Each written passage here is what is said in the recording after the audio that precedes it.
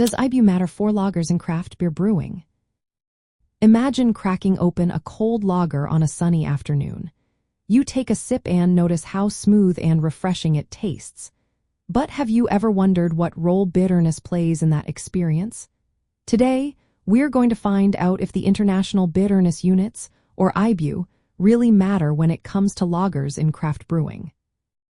IBU measures how bitter a beer is, based on the amount of hop compounds called isoalpha acids. The scale runs from 0 to about 100, with higher numbers meaning more bitterness.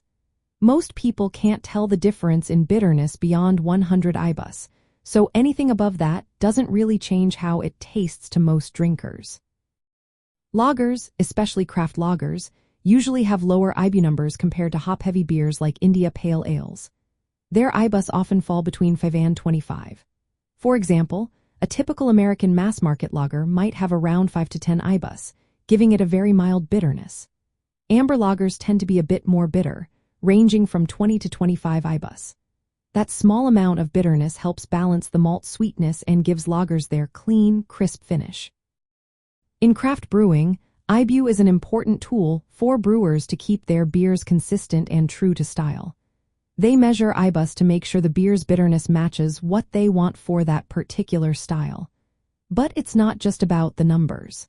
The way a lager tastes depends on other factors like malt sweetness, carbonation, and how the hops are added during brewing.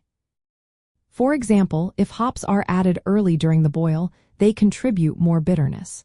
If added late, they mainly add aroma and flavor without increasing bitterness much. Since lagers focus on smoothness and drinkability, brewers tend to keep the IBU level moderate. This way, the beer isn't overly bitter but still balanced. So, does IBU matter for lagers? Yes, but it's only part of the story. A lager with a low IBU can still taste balanced and refreshing because of the malt and other ingredients. Brewers use IBU as a guide to craft lagers that are both true to style and enjoyable to drink. It helps them achieve that clean, crisp profile that makes lagers so popular. In the end, IBU is a helpful measure, but it's not the only thing that determines how a lager tastes.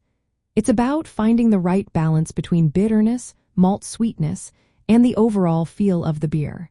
That's what makes craft lagers so interesting and versatile for all kinds of beer lovers.